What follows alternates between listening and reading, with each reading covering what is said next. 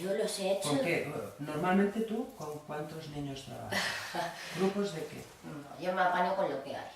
Lo ideal, claro, sí, mira.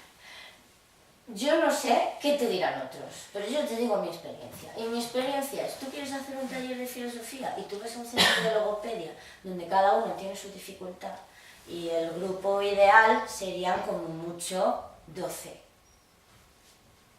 Pero una mamá desesperada te dice que tiene gemelos con autismo y ya tiene 15. Y vas a decir que no, trabajas con 15. Y vas a una librería y la librería quiere vender libros porque es que la realidad es así. Y trabajas con 25 como puedes. Lo ideal, pues depende también de la edad, depende del tipo de taller que quieras hacer. Pero 12, 10, 12 está bien. Más de 15 no trabajas mucho, te pierdes personalidades, ¿sí? Pero luego la vida es un complejo de cosas, no solo es lo que uno quiere, con lo cual pues a veces trabajas con más y a veces con menos. La práctica de trabajar con más está bien, no te la recomiendo al principio, es un poquito mejor. Pero he hecho talleres con 2 niños, con 2, porque esto también ha pasado, se apuntan mucho los padres y luego vienen 2, o sea, el taller se hace y se hace con 2. Y hay diálogo filosófico, punto, ya está. ¿Vale? No, yo te lo digo porque yo soy profesora de un instituto y yo hace 3 años que estoy haciendo filosofía para niños, después de haber hecho los cursos de formación con el IREF y tal. Ajá. Claro, yo nunca he trabajado con 12 alumnos. Claro. He trabajado o con 30, o con 32, o con 24. Yo tengo una clase de 36 este año. Bueno, es complicado. ¿Cómo lo hago yo con una clase de 36? Pues este año estoy trabajando mucho en subgrupos. Controlo menos, porque no soy Dios y no me puedo poner en todos lados, pero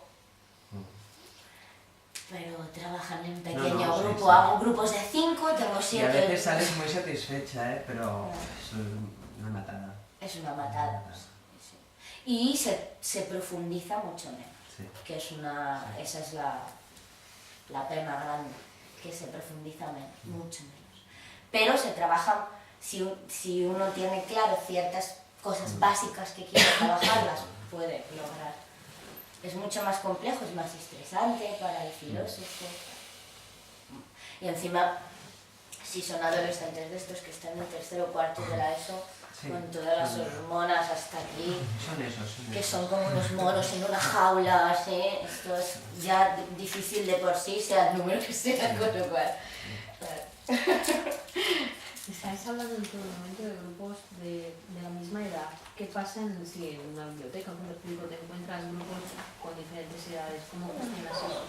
Pues este es el problema que me encuentro yo habitualmente, porque yo hago filo, pero claro, en clases estandarizadas, que tampoco, pero estandarizadas. Cuando voy a librerías, por ejemplo, tengo que poner yo una franja. Por ejemplo, ahora dentro de poco tenemos un taller de filo para niños en una librería y lo hacemos de 5 a 9 años. Ponemos nosotros la franja. Eso es mejor porque te quitas muchos problemas. Pero también lo he hecho, también he hecho muchos talleres de las experiencias. No hay nada mejor que las experiencias. También he hecho talleres, que uno de los que vamos a ver es ese, con niños de 3 años a 12. Y sí es un problema grande, porque, claro, el de 3 se te despista porque tiene 3 y no puedes estar todo el rato mostrándole campanitas y poniéndote nariz de payaso, porque no. Y el de 12 te mira como diciendo, ¿qué cosa es esta? Entonces hay que hacer un ten con ten. Pues contar un cuento que sea lo suficientemente simple como para que el de 3-4 años lo pille y después hacer preguntas con un doble interés, con un interés de ver lo que pasa, pero también, o sea, de analizar eso que has preguntado, pero también que el de 12 pueda ver lo que pasa y se interese por lo que está pasando. O sea, que haya una metarreflexión del de 12 años, es complicado, muy complicado. Lo he llegado a hacer, pero es jodido. No es lo ideal, no. Pero tampoco es lo ideal en instituto, ¿no? Porque No. aunque las edades son las mismas... Pero más vale eso que nada. Claro, efectivamente. En un instituto las edades son las mismas, pero luego las problemáticas interiores, por ejemplo, no. Y eso también marca mucho. Lo bueno es no llevar en la cabeza el grupo, el trabajo de filosofía para niños ideal, porque eso no existe. Cada uno de ellos es el ideal por alguna cosa especial. ¿Sí? Me pongo poética, pero de verdad que lo pienso que es así.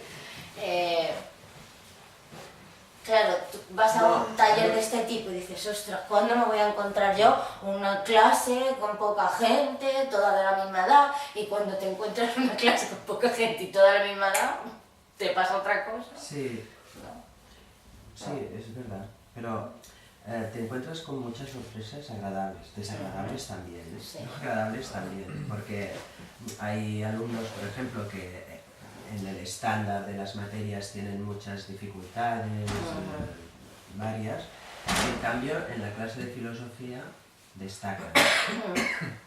Entonces Pues esto es también que les le hace sacan sentir... una foto al examen. Hay Pero otros es que si no, no, mis ¿eh? padres no se lo creen.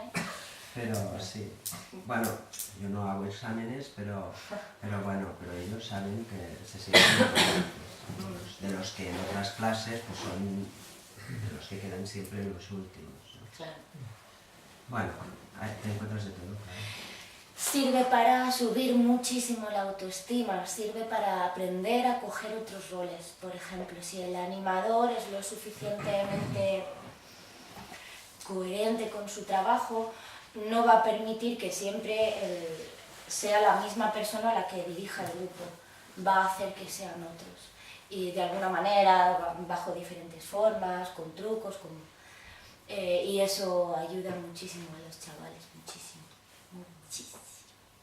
Y luego cuando son muy pequeñitos, todos quieren, es como la mamá con los patitos, todos quieren mostrarle a la mamá pata el trabajo que han hecho, porque mira, profe. Entonces todos quieren tu atención, pues hay que saber que algunos sí, que algunos no, que ahora sí, que ahora no, son diferentes cosas.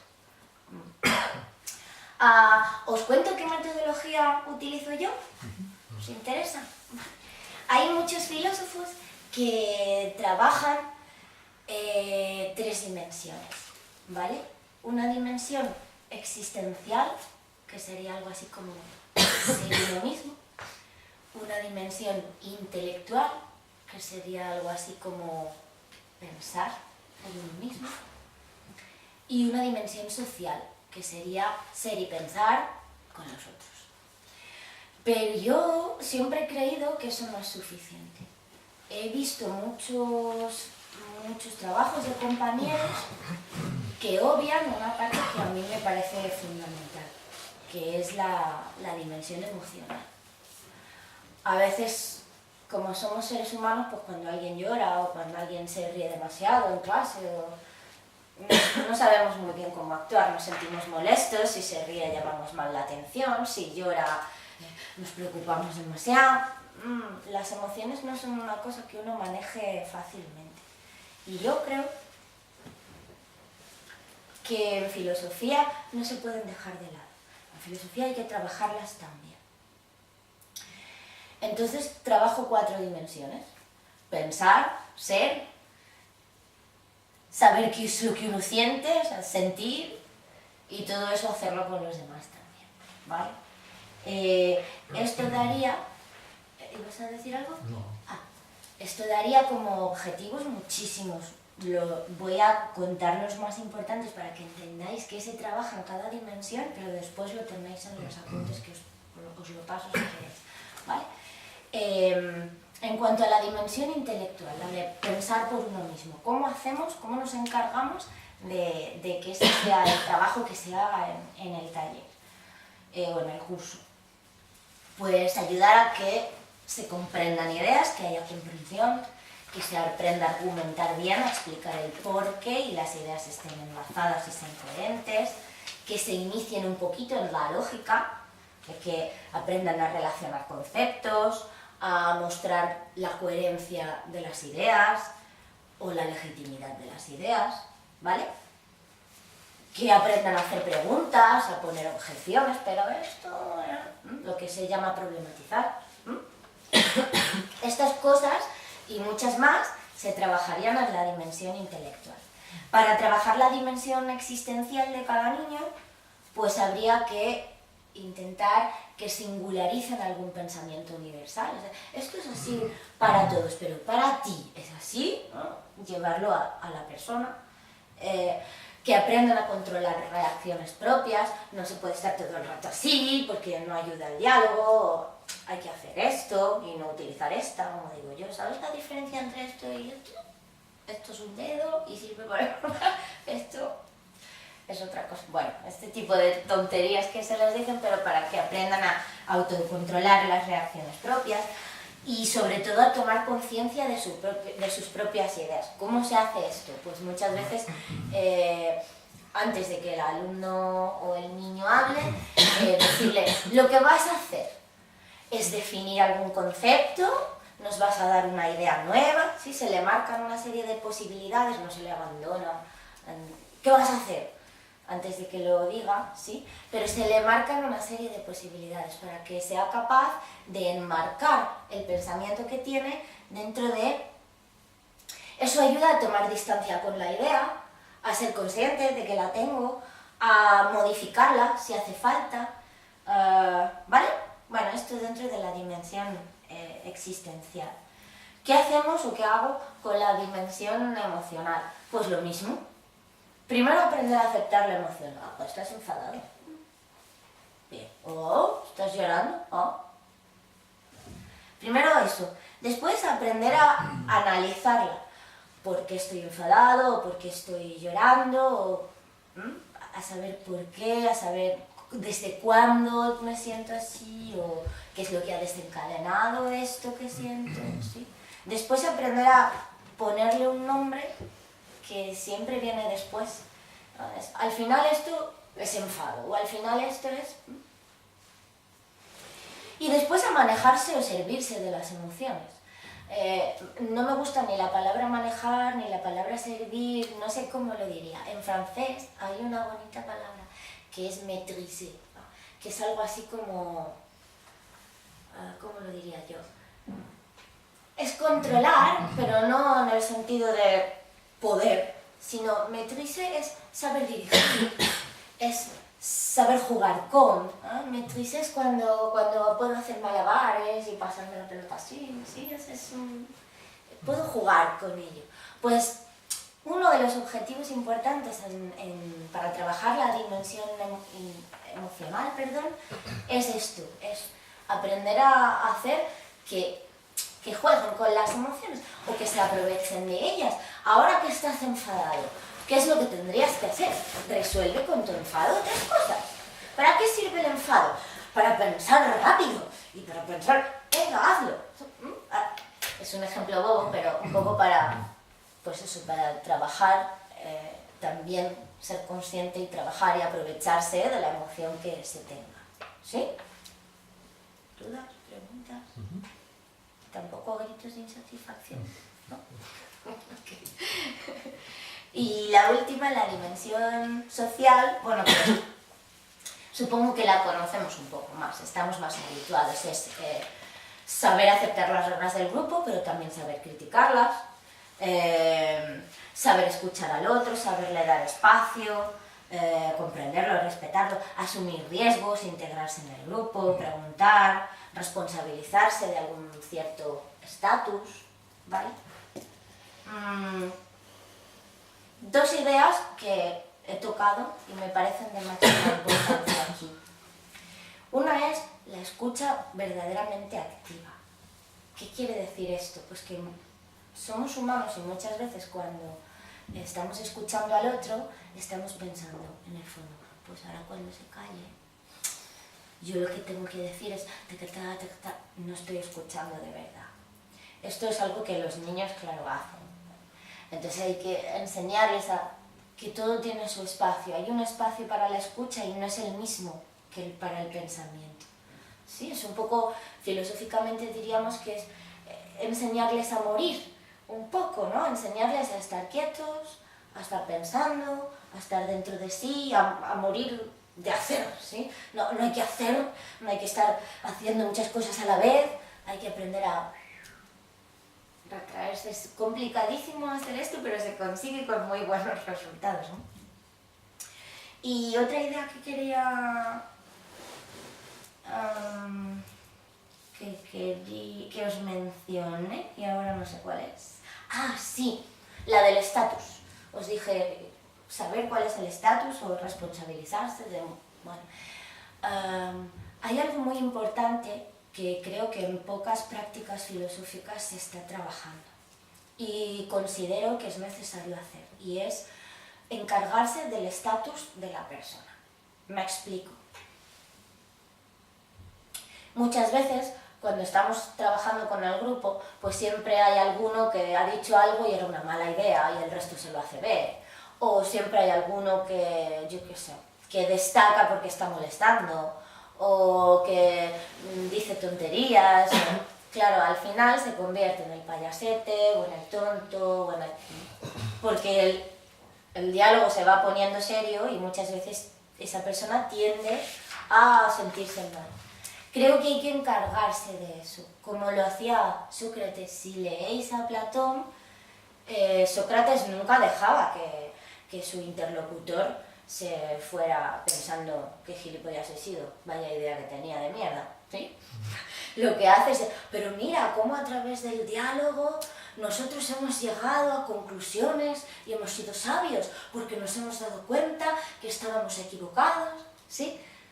Todo este proceso ayuda a la reconstitución del estatus de la persona, a que el niño o la niña se vaya diciendo, ah, me equivoqué en un principio, pero ¿cuánto que he aprendido? ¿Qué lista que soy? ¿O qué? No, he hecho el gamberro, pero después, mira, he aprendido de eso que hacía. Creo que pocas filosofías prácticas se encargan bien de esto. Es un tema complicado porque implica para el animador estar pendiente de cada uno de los que tiene, y si tiene 30 y tantos es muy difícil, ¿no? Pero sí que creo que hay un deber moral de hacerlo, porque creo que todos están allí poniendo sus ideas. Sean grandes o sean pequeños, están allí sacando lo que tienen dentro hacia afuera y compartiéndolo con el grupo. Y se tienen que llevar algo bueno, ¿no? Se tienen que llevar un buen proceso. No irse pensando que son unos tontos. Bueno, os doy un poco más la perorata, ¿os parece? ¿O queréis ir a un descanso? ¿No? ¿Estáis bien? Sí.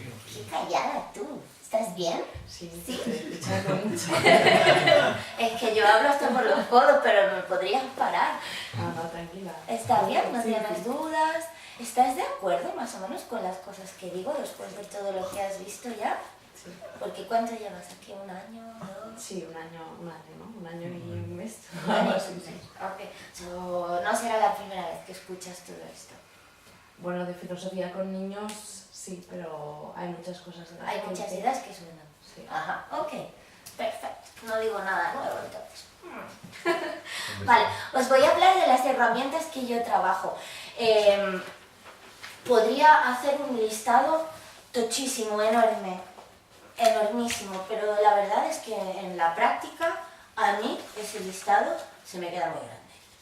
Yo el listado lo he hecho, forma parte de mi tesis, así os lo voy a decir. Es un listado de todas las herramientas que se pueden trabajar del pensamiento, pero a la hora de la verdad es mejor elegir 2 o 3 herramientas que practicar en cada taller y no querer practicarlas 50 que te puedes encontrar, ¿vale? Pero os voy a hablar de cada una de ellas, por lo menos de las principales, ¿sí? La primera, muy importante, definir. Es increíble la cantidad de veces que soltamos una palabra en un taller y resulta que no significa exactamente lo mismo para mí que para otros, o para este que para el otro, ¿sí? Entonces es importante cada vez que utilizamos un concepto nuevo, ¿qué es una vaca? Pues sí, hay que hacer esto. ¿Qué es una vaca? Pues es un animal que tiene 4 patas y un rabo y cuernos y hace mu. Bueno, pues hay que hacer esto, ¿vale? Es muy importante que aprendan a utilizar la lengua y las estructuras de la lengua. Y si os dais cuenta, es lo que... ¿Habéis visto la película Lugares Comunes? ¿No? Ay, tenéis que verla, la recomiendo. Es un profesor que está formando a gente que va a ser profesora también. Y en un momento determinado de la película les está dando la última clase. Y entonces les quiere dar un mensaje súper emocional e importante. Y les dice que ellos tienen que fomentar, sin dudas y hasta el dolor, la lucidez en sus estudiantes. Que tienen que luchar por la lucidez. Y que para hacerlo tienen algo que son los lugares comunes. Que son el qué, cómo, dónde, cuándo, por qué, para qué. ¿Sí? Los lugares comunes son las preguntas. Bueno, pues eso es lo fundamental en las herramientas, sobre todo en la de definir. Aprender a responder a esas preguntas, a aprender a colocar la cosa que se esté tratando en esos lugares comunes, ¿sí? En el qué, en el dónde, en el cuándo. ¿Se entiende esto que digo? ¿Sí? Ok, eso de definir es el acto fundamental del ser humano y por lo tanto de la filosofía. Es la primera herramienta que utilizamos. Pero hay otras, sobre todo otra de las más básicas, ejemplificar. Aprender a poner ejemplos de lo que se está trabajando.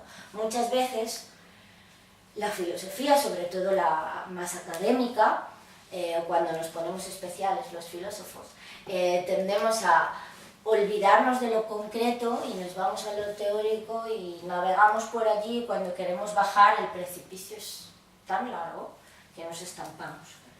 Hay que aprender a bajar las ideas y ponerlas en el aquí y en el ahora.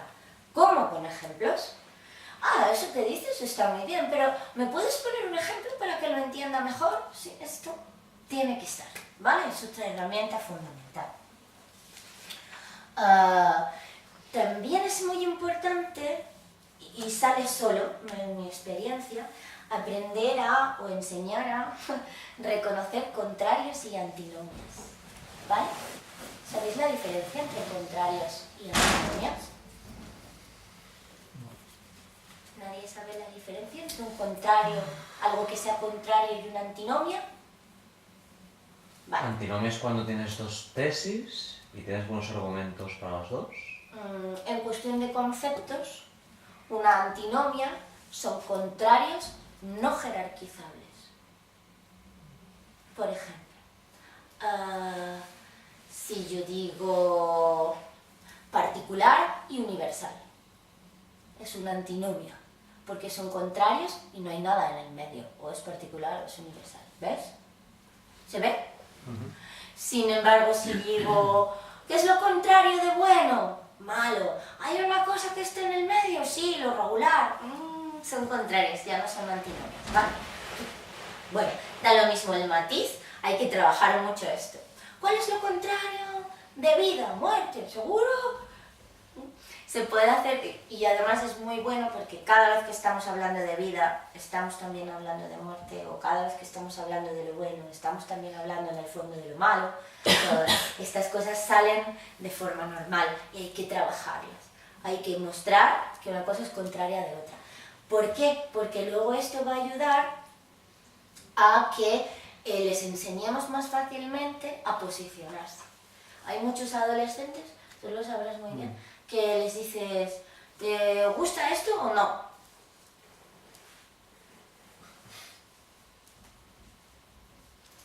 Tres horas así.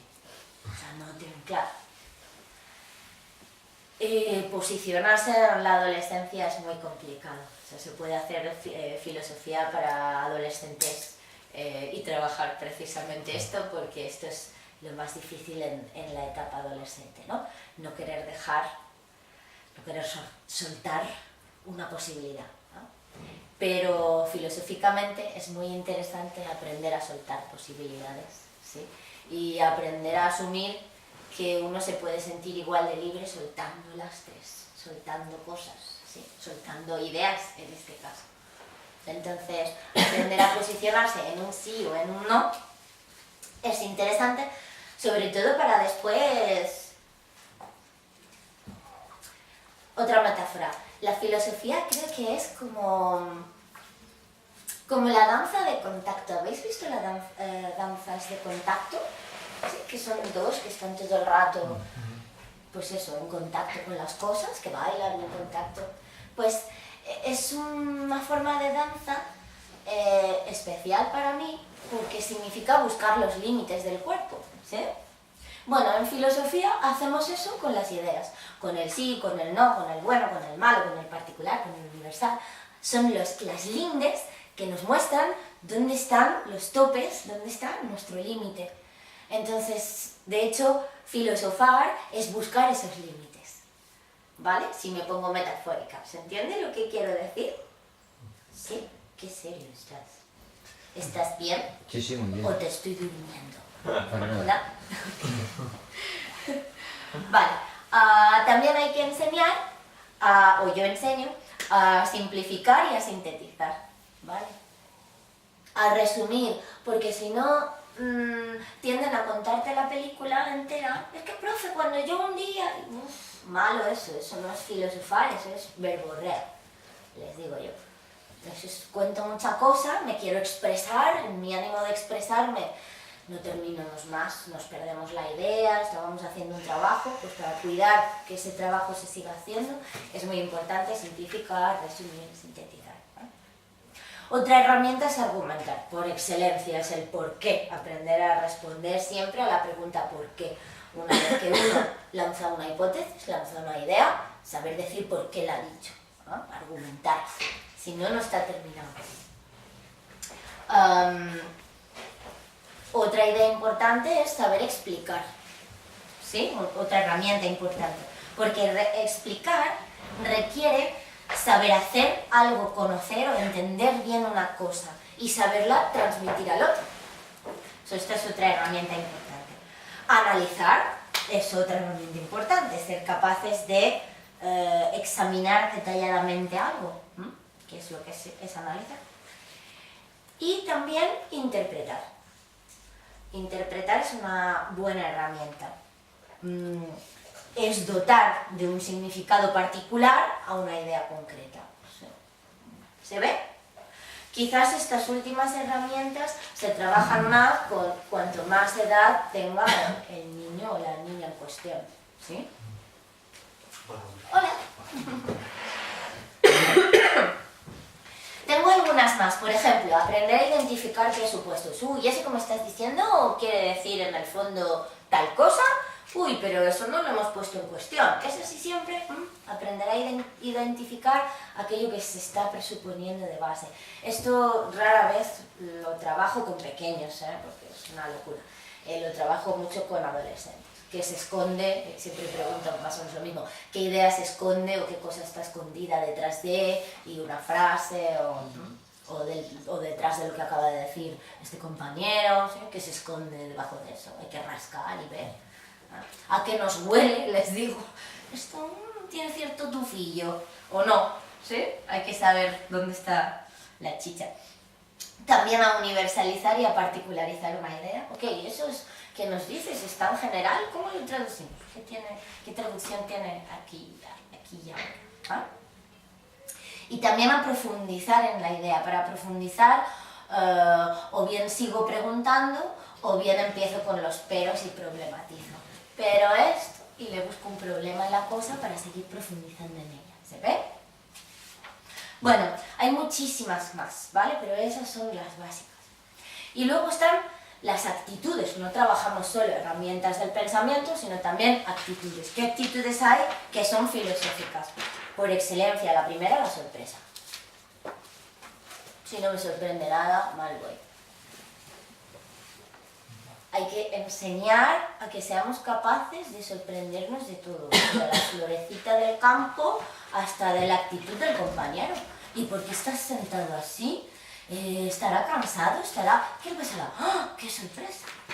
Sí, aprender a que todo te sorprenda, porque detrás de la sorpresa se esconde la pregunta, ¿vale?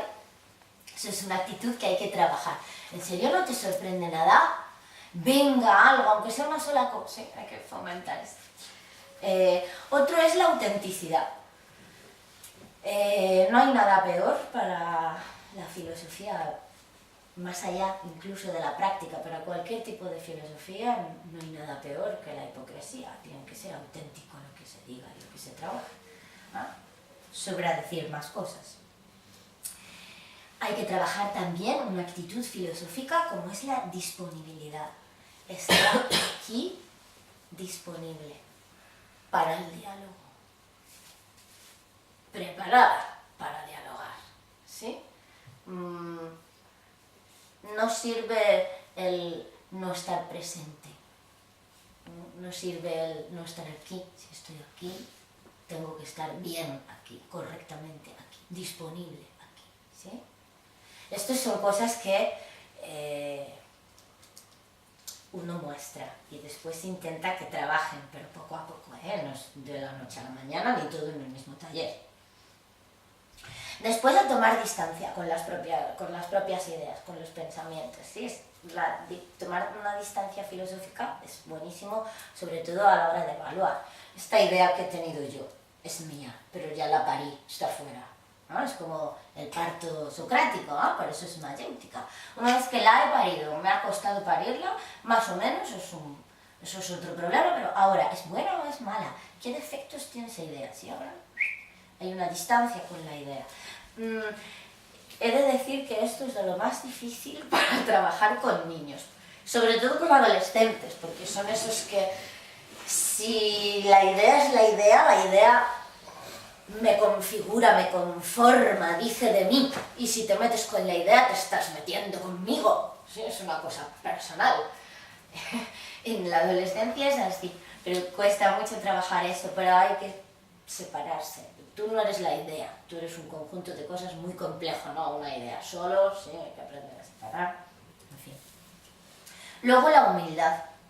Esto, la verdad, es que con los niños no lo trabajo nunca. Si soy sincera, con quien lo trabajo es con los adultos.